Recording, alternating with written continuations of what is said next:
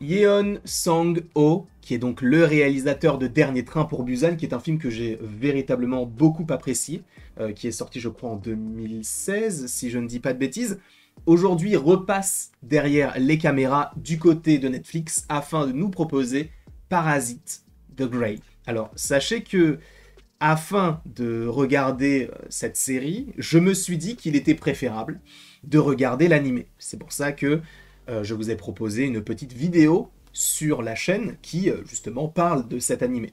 Sachez que je ne savais pas du tout de quoi cette série allait parler, ce que ça allait évoquer, est-ce qu'il y aurait les mêmes enjeux, les mêmes personnages, les mêmes parasites en soi, et forcé de constater qu'il y a évidemment des changements d'un côté comme de l'autre, puisque on part sur le principe même des parasites, avec leur même état d'esprit, avec le même visuel, mais en même temps, les personnages et le lieu aussi sont différents. Et ça, on va en parler bien évidemment. Sachez qu'afin de regarder également cette vidéo dans les meilleures conditions, il ne faut pas avoir peur de futurs spoils concernant cette série, puisqu'il y aura un petit peu de spoiler.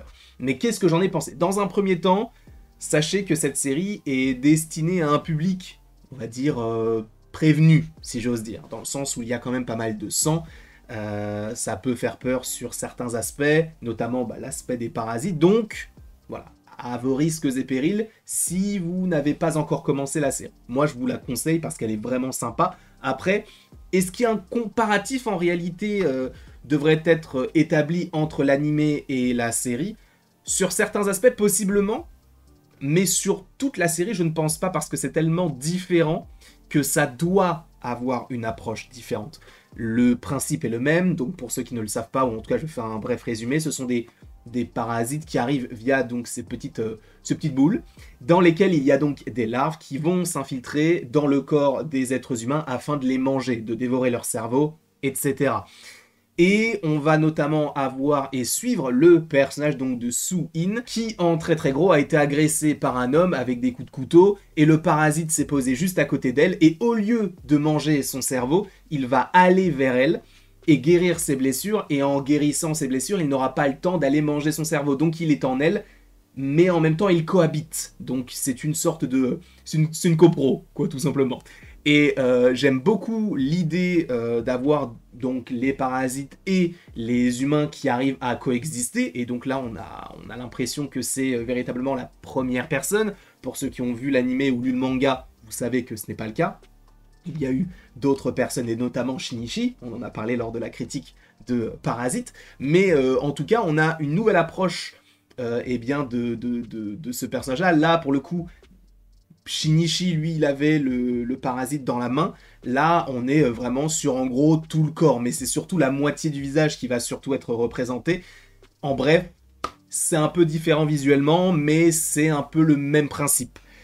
Après, aussi, ce qui est intéressant, notamment par rapport aux deux programmes, c'est que on reste sur donc une volonté des parasites qui est la même, c'est-à-dire que on va essayer de manger le cerveau, on va essayer de se développer, on va essayer de rire, d'essayer de comprendre les faits humains, d'essayer d'apprendre leur langage. En fait, c'est tout un apprentissage qui va se faire, évidemment, d'une manière différente de l'animé.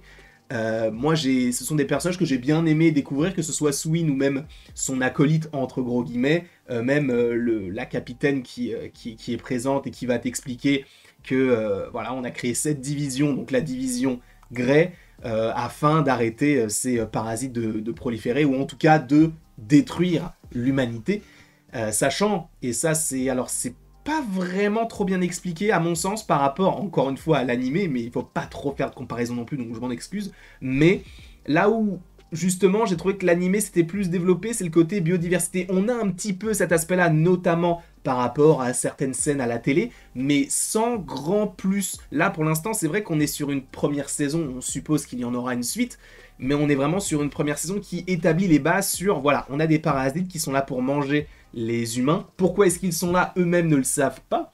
Et ça va être intéressant de savoir qui est un parasite, qui ne l'est pas, qui va réussir à joindre entre guillemets le côté parasite et le côté humain, là où justement du côté de l'animé, alors c'est évidemment plus compliqué de le comparer puisque d'un côté on a une série d'à peu près 45 minutes par épisode avec donc 6 épisodes, et de l'autre on a 24 épisodes de 20 minutes. Donc on a plus ce côté-là qui est développé, donc de la biodiversité, de la critique de la société sur consommation, la destruction de la planète faite par les humains, et le côté des humains qui sont plutôt eux-mêmes certains des antagonistes. Alors évidemment, on a certains pans qui sont récupérés de part et d'autre, mais c'est vrai que c'est beaucoup plus exploré dans l'animé que par rapport à la série live action. Ça ne me pose pas vraiment de problème parce qu'encore une fois, on est sur 6 épisodes et je pense qu'on est sur une première saison, si ça marche, et je l'espère que ça marchera, parce que j'ai bien aimé la première saison, développer plus cet aspect-là par la suite avec de nouveaux antagonistes qui pourraient arriver. J'aimerais bien que ça parte là-dessus. Encore une fois, oui, le visuel des parasites est semblable.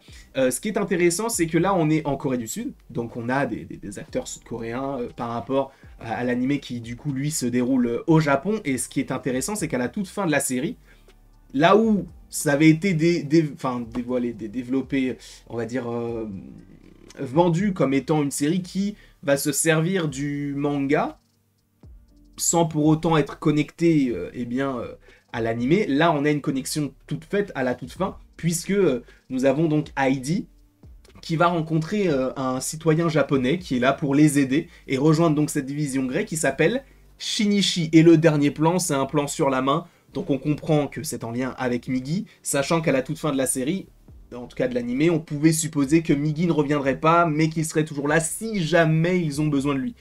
Donc, est-ce que cette série est véritablement la suite de l'animé par rapport à cette scène-là? Oui, très clairement, sachant qu'en plus de ça, on te développe donc de nouveaux personnages, même si, encore une fois, c'est là où c'est intéressant, c'est que d'un côté, on réutilise des procédés qui étaient déjà existants du côté de l'animé, avec, entre guillemets, les salles pour manger, l'aspect politique, la technologie qui a été développée afin de savoir qui sont les parasites et qui ne le sont pas. Donc il y a tout cet aspect, encore une fois, de parallélisme qui est intéressant, mais à la fin, on te fait comprendre que, en fait, c'est le même univers, c'est la même chose. Là, avec la saison 2 de Parasite, donc The Grey, on aura la suite de la saison en animé de Parasite, puisqu'on retrouve Shinichi. Donc ça, j'ai vraiment bien aimé. Après, visuellement aussi, moi, c'est vrai que récemment, sur les projets Netflix, j'ai pas forcément été... on va dire, bien loti. Là, je trouve que ça fonctionne bien. J'aime bien la manière dont ça a été représenté. C'était assez compliqué en vrai de le faire, et je trouve qu'ils l'ont bien fait. Donc pour le coup, ça fonctionne bien, même si la plupart du temps, quand on voit les parasites, il y a pas mal d'obscurité, on est dans le noir la nuit. Après, ça ne me dérange pas outre mesure, mais c'est vrai que moi, je trouve que c'est bien fait. Sachant que pour ceux qui ne le savent pas, c'est beaucoup plus simple, entre guillemets, en tout cas moins coûteux, de faire des effets spéciaux la nuit, parce que si c'est mal fait, on le voit moins. Alors que si c'est la journée, vu qu'il y a beaucoup d'éclairage, si tu vois que c'est mal fait, tu le vois véritablement. Alors que la nuit, c'est plus compliqué d'observer, de déceler ces petites choses-là. Donc, j'ai pas forcément réussi véritablement à m'attacher à tous les persos. Notamment Swin qui a cet aspect du coup un petit peu détaché. Alors ça aussi, c'est une manière différente de voir les choses. Puisque d'un côté, donc on avait Migi qui était là et qui parlait... directement à Shinichi, là ça va être plus, on va se parler à travers un reflet, dans un rêve, du coup un truc un petit peu subconscient. Et c'est une autre façon de voir les choses, ça fonctionne plutôt bien et j'ai hâte d'avoir leurs interactions parce que ça peut être plutôt intéressant. Donc moi en tout cas sur cette série, j'ai pas vraiment de gros points négatifs à donner, puisque les effets spéciaux allaient, la musique c'était sympa, c'était pas trop long. Et ça aussi, c'est un bon point. Les épisodes pas trop longs et il n'y avait pas trop d'épisodes non plus. J'ai pris le temps de bien regarder la série, de regarder l'animé en amont. Et s'ils nous proposent une saison 2, j'ai hâte de pouvoir la découvrir et de vous en parler tout simplement sur la chaîne YouTube. En tout cas, je vous remercie beaucoup. Si je devais donner une note à cette série, en vrai, je donnerais 16. Parce qu'il y a des points un peu...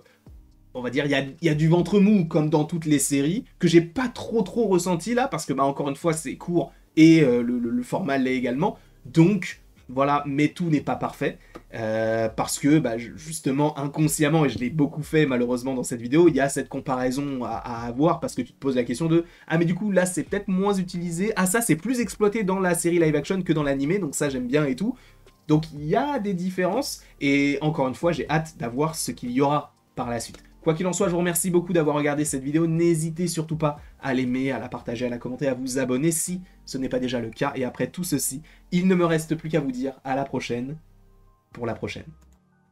Et du coup, vous pouvez aller voir si vous en avez envie la critique de l'animé que j'ai sortie il y a à peu près quelques jours, elle est sympa.